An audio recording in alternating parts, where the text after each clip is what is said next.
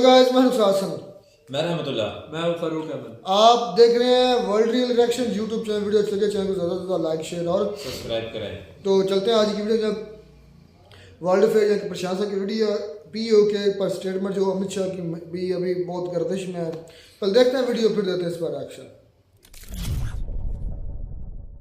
Hello and I welcome you all to world affairs. मैं हूं प्रशांत Dhawan. Now recently आप लोगों ने इस न्यूज़ के बारे में बहुत सुना होगा। एक वीडियो है अमित शाह की, ये भी काफी वायरल हुई थी और यहाँ पे आप देख पाएंगे लिखा है पाकिस्तान ऑक्यूपाइड कश्मीर के लिए भारत ने रखी है 24 सीटें। ये कहा है भारत के गृह मंत्री ने। इस पे आप देखोगे बहुत आर्टिकल पब्लिश हुए हैं। 24 seats in Pakistan occupied Kashmir reserved since it is ours. Since ये हमें बिलोंग करता है तो हम उतनी सीट्स, लेजिस्लेटिव असेंबली की उतनी सीट्स वहां पर रखेंगे। लोकसभा की सीट्स की बात नहीं कर रहा हम यहाँ पे। तो अब क्वेश्चन यहां पर यह आता है कि ये क्यों किया जा रहा है, अचानक से ये न्यूज़ सामने क्यों आ गई है कि 24 सीट्स हम अब रिजर्व कर रहे हैं। समझाता हूं, बहुत कुछ यहां पे आपको जानने को मिलेगा, मगर सबसे पहले जो ये क्लिप है मैं चाहता हूं ये आप देखें, फिर मैं आपको बताऊंगा कॉन्टेक्स्ट कि ये न्यूज़ अचानक से इतनी फैल क्यों गई। जो स्कीम बनी है उसमें जम्मू में पहले 37 सीटें थी, 37 सीटें थी। ये भी न्याय का सवाल है। जम्मू में पहले 37 सीटें थी, अब 43 हुई है, 43 हुई है। कश्मीर में पहले 46 थी, अब 47 हुई है। और पाक ऑक्यूपाई कश्मीर की 24 सीटें, क्योंकि वो हमारा है, हमने रिजर्व रखी है मान्यवर 24 सीटों को। इस तरह से पहले 107 सीटें जम्मू कश्मीर विधानसभा में थी, अब 114 सीटें हुई है। ना ये जो स्टेटमेंट आपने सुनी है बाय इंडियाज होम मिनिस्टर, ये बहुत ज्यादा इंपॉर्टेंट है क्योंकि इन्होंने ये बताया है कि कल को जम्मू कश्मीर यूनियन टेरिटरी में, जम्मू कश्मीर आज के समय जब मैं वीडियो रिकॉर्ड कर रहा हूं as of now it is a union territory. कल को जब इसमें चुनाव होंगे ना तो सीट्स का बंटवारा कैसे होगा, क्योंकि जब से जम्मू कश्मीर को एक यूनियन टेरिटरी बनाया गया है यहां पर चुनाव नहीं हुए हैं। हमारी उम्मीद है कि 2024 में ऑर्गेनाइज करके यहां पर लेजिस्लेटिव असेंबली के एमएलए वाले जो चुनाव हैं वो हम करवाएंगे। तो उसके लिए देखिए बहुत ही ज़्यादा इंपॉर्टेंट है ये डिसाइड करना कि कितनी सीट जाएंगी जम्मू के पास, कितनी सीट जाएंगी कश्मीर के पास, क्योंकि दोनों जो रीजन आप कह लीजिए उनमें आपको डिफरेंस दिखेगा पार्टी प्रेफरेंस का। कश्मीर अलग तरीके से वोट करता है, जम्मू अलग तरीके से वोट करता है। तो अब पहली बात तो ना जो सीट्स का डिस्ट्रीब्यूशन है ये कुछ हद तक ऐसा होगा। पहले जम्मू में हुआ करती थी 37 सीट्स। जम्मू कश्मीर के जो चुनाव पहले होते थे ना वो कश्मीर डिसाइड करता था, क्योंकि कश्मीर में इतनी सीट्स होती थी, जम्मू जहां भी वोट करे it did not matter that much. ठीक है कि जम्मू में अगर मान लो एक पार्टी है उसने क्लीन स्वीप कर भी दी ना, तब भी जम्मू कश्मीर में सरकार बनाना बहुत ज़्यादा ट्रिकी हो जाता था। अब देखिए जो एक ज़्यादा इक्वल सीट डिस्ट्रीब्यूशन हुआ है इसमें पहली बात तो ये करी गई है कि जो लेजिस्लेटिव असेंबली है जम्मू कश्मीर की, इसमें 117 सीट्स होंगी, 117 सीट्स होंगी। इसमें 43 हो गई है अब जम्मू की। जम्मू की सीट्स आप देखिए कितनी बढ़ा दी गई है, 37 थी पहले, अब हो गई हैं 43। सिमिलरली जो कश्मीर रीजन है ना उसकी सीट्स पहले हुआ करती थी 46, अब इसकी बढ़ाकर कर दी गई है 47। और साथ ही साथ अमित शाह जी ने एक बहुत ही इंपॉर्टेंट बात यह भी ऐड करी है कि पाकिस्तान ऑक्यूपाइड कश्मीर, पीओके को हम नहीं भूल सकते। पाकिस्तान ऑक्यूपाइड कश्मीर चाहे पाकिस्तान ने मिलिटरीली कब्जा रखा हो, वो इंडिया का पार्ट है। और जब भी हम चुनाव करेंगे ना वहां पे जम्मू कश्मीर में, तो हम मान के चलेंगे कि 24 सीट्स जो हैं ये पाकिस्तान ऑक्यूपाइड कश्मीर की हैं। नाउ इन 24 सीट्स के अलावा, क्योंकि अगर आप गणित सिंपल यहाँ पे आप मैथ्स यूज करें, 43 जम्मू की सीट्स, कश्मीर की 47 सीट्स, 24 सीट्स हो गई पाकिस्तान ऑक्यूपाइड कश्मीर की, टोटल हो गया 114। मगर यहाँ पे आप देख पाएंगे बताया गया है कि जम्मू कश्मीर की लेजिस्लेटिव असेंबली में 117 सीट्स होंगी। तो जो 3 और सीट्स हैं वो कहाँ से आएंगी?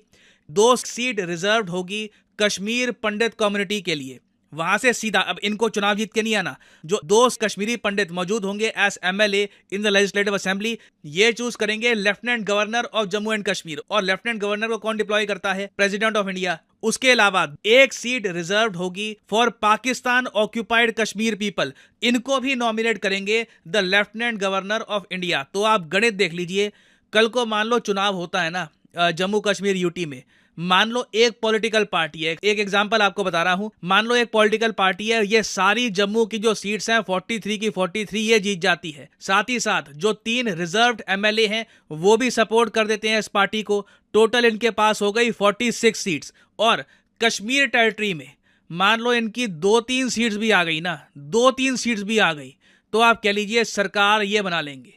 तो ये मैं कहूंगा बहुत ही ज्यादा इंपॉर्टेंट है। आने वाले समय में जम्मू कश्मीर यूटी में जो चुनाव होंगे ये बहुत ही ज्यादा इंटरेस्टिंग होने वाले हैं। पहले 2 नॉमिनेटेड मेंबर हुआ करते थे, अब 5 नॉमिनेटेड मेंबर मान्यवर इसमें होंगे।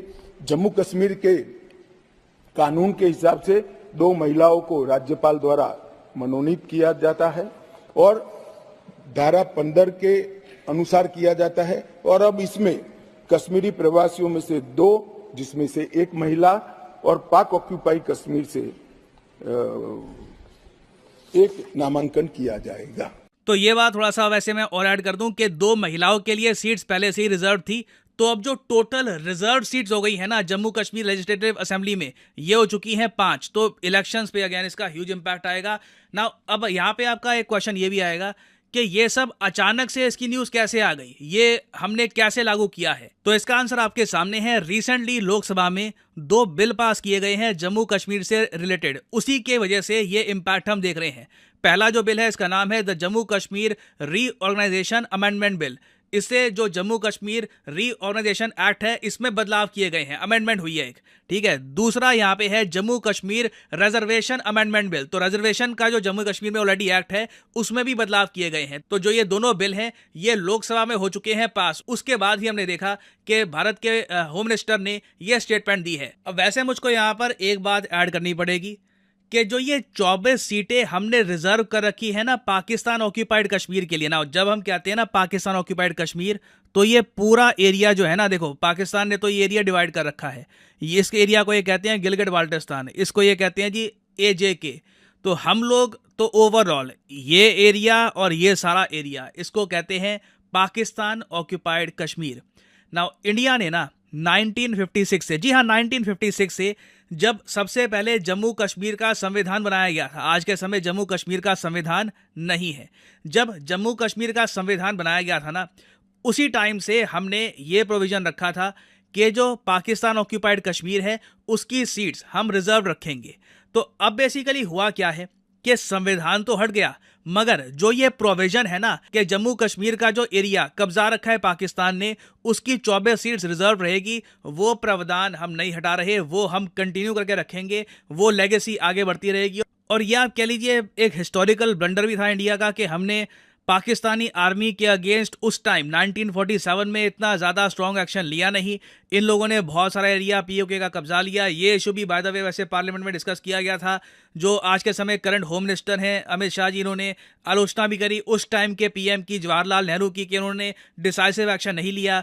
उस टाइम अगर वो UN में या फिर मिलिटरीली यहाँ पे ज़्यादा प्रोएक्टिव रहते तो शायद आज के समय ये जो 24 सीट्स हैं ये प्रॉपरली जम्मू कश्मीर लेजिस्लेटिव का पार्ट होती, ये रिजर्व ना होती, यहाँ पर मेंबर बैठे होते। तो देखिए ये हिस्टोरिकल हमारे सामने चैलेंजेस हैं and India will eventually overcome it. Now geopolitically हम बात करें, फॉर द टाइम बिंग हमारा एक ऑब्जेक्टिव ये होना चाहिए कि यूनाइटेड स्टेट्स ऑफ अमेरिका के जो एम्बेसडर हैं ये काफ़ी बार ना POK चले जाते हैं, ये हमें रोकना होगा। मेरे हिसाब से ये एक जियोपॉलिटिकल हमारा एक टारगेट होना चाहिए कि हमें USA को ये बात बतानी होगी कि ये एरिया जो है it belongs to India, it is Pakistan occupied Kashmir. जिस तरीके से काफ़ी बार आपके जो एम्बेसडर हैं to India, for example Eric Garcetti, ये रिसेंटली अरुणाचल प्रदेश में गए थे, यहाँ पे खड़े होकर इन्होंने कहा कि इंडिया की जो बॉर्डर्स हैं उसकी रिस्पेक्ट करनी होगी दुनिया को।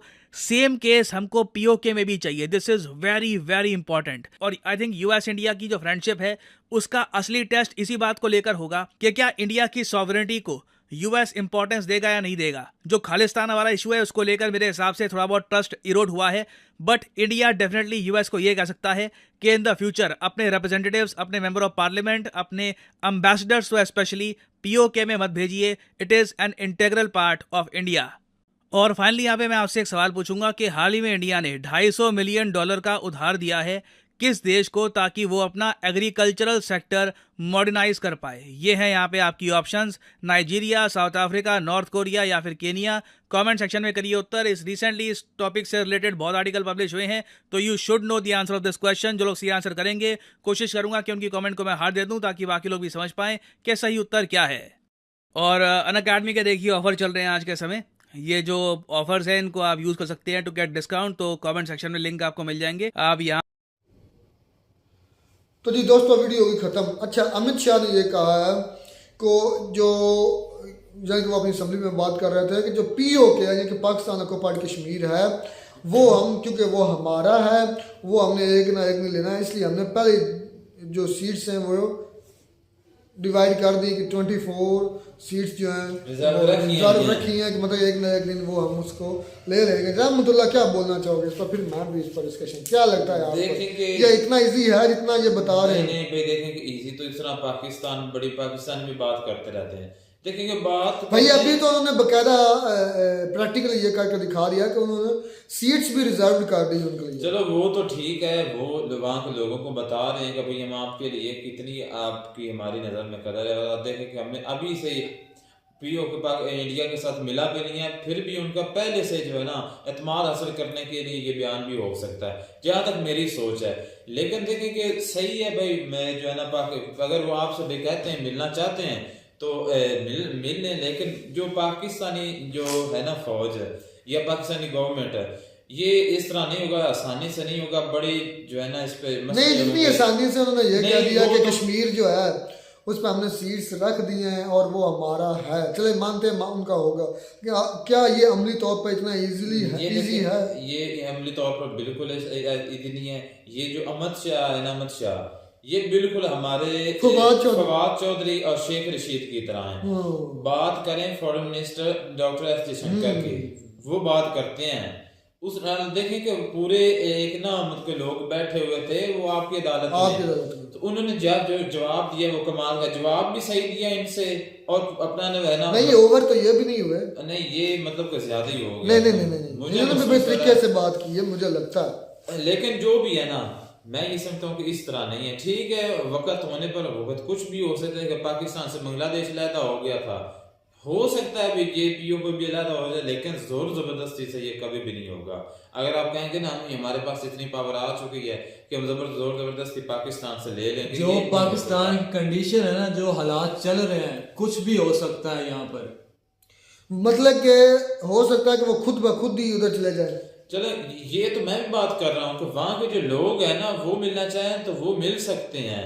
लेकिन अगर देखें कि पाकिस्तानी गवर्नमेंट से या आर्मी से आप जंग की सूरत में उनको हासिल करना चाहते हैं तो ये जंग वो क्यों करेंगे? वो बेवकूफ है आपकी तरह के। नहीं, इलाके जो फतह करना होता है ना, वो कहते हैं है ये हमारा, मतलब इंडियन कहते हैं ये हमारा है, तो इस वजह से जंग मुझे लगता नहीं होगी ना। ये तो भाई अच्छा है, क्यों? पाकिस्तान के लिए नुकसान है। वैसे तुमने 4 शादी करनी इसलिए नहीं, 4 शादी की तो बाद की बात है। वैसे जो हमारे माशी हालात हैं वो देखेंगे कितनी महंगाई है, और जंग की वजह से और भी हालात। फरूक भाई को भी टच करते हैं। फरूक भाई, आपको क्या लगता है कि जो पाकिस्तान के पास कश्मीर है, इंडिया ने कहा कि हम वो ले लेंगे, आपको लगता है इतना ईजी है कि वो ले सकते हैं?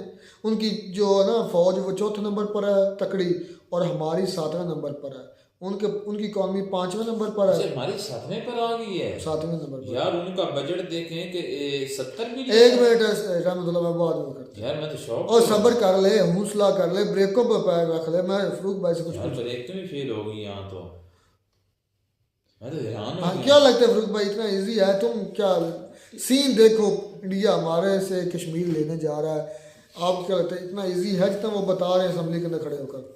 इजी तो नहीं है, लेकिन मुश्किल भी इतना नहीं है। जब दोनों का जब टाकरा होगा ना, जब एक दूसरे के साथ लड़ेंगे, तो लड़ाई तो होगी उन दोनों के दरमियान, लेकिन इतना आसान नहीं है कि कश्मीर उनको मिल जाए, क्योंकि जो उन्होंने पहले कश्मीर लिया था ना, पाकिस्तान उसे आज़ाद करवाने के लिए काफ़ी कोशिश कर रहे हैं कि पाकिस्तान ने पहले कश्मीर कैसे, इंडिया ने पहले कश्मीर कैसे लिया था? वो उनके हिस्से में आया ना। कैसे हिस्से में कर रहे ऐसे ये तो डिवाइड ही हुआ था कश्मीर। तो कश्मीर के जो राजा थे, राजा हरी सिंह, क्योंकि ये स्टेट्स कुछ ऐसी स्टेट्स थी जिनका इलाक होना था, और उनको ये इख्तियार दिया गया था कि आप चाहे गवर्नमेंट इंडिया की गवर्नमेंट के साथ मिल जाएं या फिर पाकिस्तान गवर्नमेंट के साथ मिल जाएं या फिर आप आज़ाद रहें। तो उस वक्त ये राजा हरी सिंह जो थे उन्होंने कहा अभी मैं आज़ाद रहना चाहता हूँ। उसके बाद पाकिस्तान ने इस पर अटैक किया। जो हिस्ट्री बताई जाती है अल्लाह बेहतर जानता है अंदर खाते क्या है, क्योंकि एक इंसान के अंदर कोई भी नहीं जान सकता क्या चल रहा है। तो ये तो फिर बहुत बड़े मामलात होते हैं, अल्लाह बेहतर जानता है सच क्या है। लेकिन ये हिस्ट्री बताई जाती है कि पाकिस्तान ने अटैक किया पहले कश्मीर पर, कि ये मतलब कि हमारी तरफ, क्योंकि जो उधर की आवाम थी ना वो मुस्लिम थी, लेकिन जो उधर का हुक्मरान था फरूक भाई, ये शायद आप इसलिए बता रहे हो, मुसलमान कभी भी नहीं चाहेगा कि उस वही ना आवाम तो यही मुसलमानों से अलहदा हो, वो उनकी यही ख्वाहिश थी, जो उधर की आवाम थी उनकी ख्वाहिश यही थी। लेकिन हमने जल्दी कर दी, हमने जल्दी ये कर दी, प्लेबिसाइट होना था या उधर रेफरेंडम होना था, इंतखाब समझ किस्म का होना था, उनको बताया आवाम से पूछा जाना था कि आप किस साइड जाना चाहते हैं। लेकिन हम लोगों ने उसका सब्र नहीं किया। भाई देखें कि अगर पाकिस्तान पीओ के जो इंडिया के साथ मिल जाए ना, तो वैसे ये बात मानने वाली कि वहाँ के लोगों का बड़ा फायदा होगा भाई। जिस तरह यहाँ पर महंगाई का आलम है, इसलिए पाकिस्तान का कश्मीर नहीं था। हाँ ये बात तो मुझे भी पता है, लेकिन शायद फरूक भाई को पता हो कि नहीं, ये तो मुझे भी पता था। चलें जी, खैर मिलते नहीं वीडियो में नाटक था, तब तक दीजिए इजाज़त। अल्लाह।